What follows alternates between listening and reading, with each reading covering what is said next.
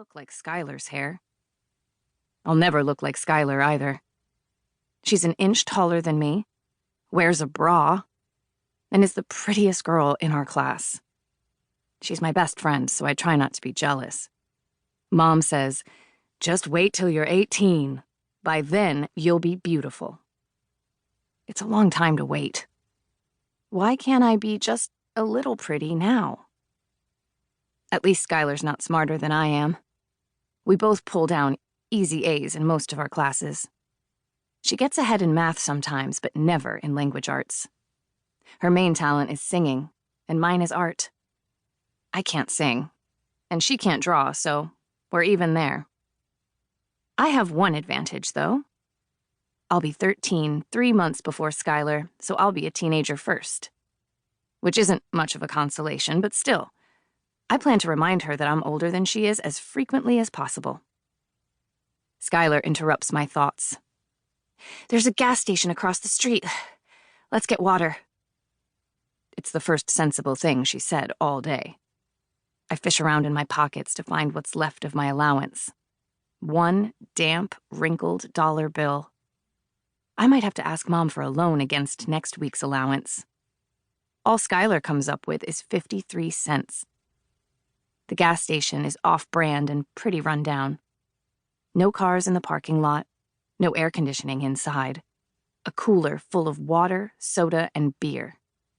We pay the guy at the register $1.30, including tax, for 2 bottles of water. Luckily, there's a 2-for-1 sale, or we wouldn't have had enough.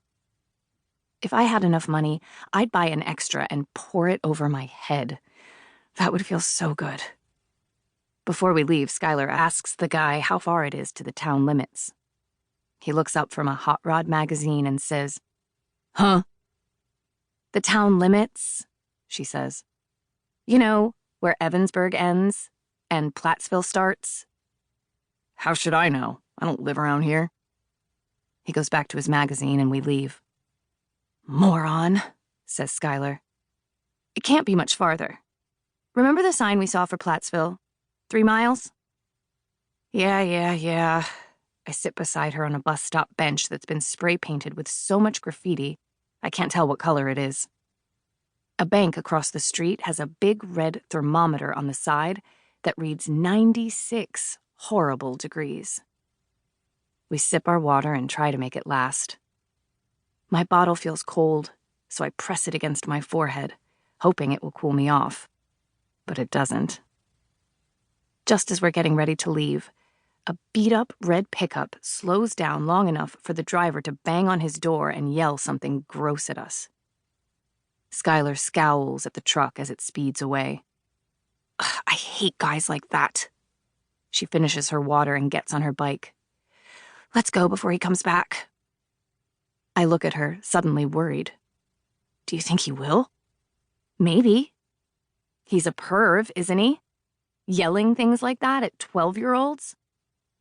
My skin feels tight, itchy, like I'm getting heat rash or something. I don't like this part of town. I don't like this gas station with its old gas pumps and its garbage overflowing the dumpster.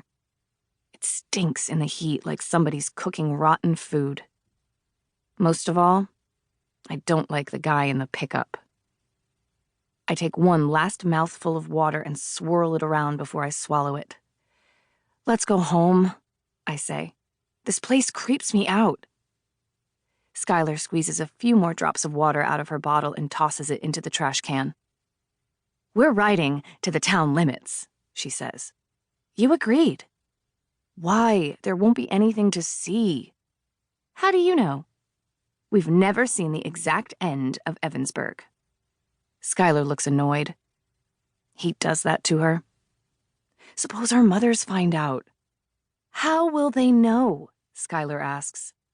Mom never cares where I am, as long as I'm home for dinner. And your mom's at work. We'll be back before she comes home. She'll find out. She always does. I can't get away with anything, and you know it. Oh, Abby, that's because you always tell the truth.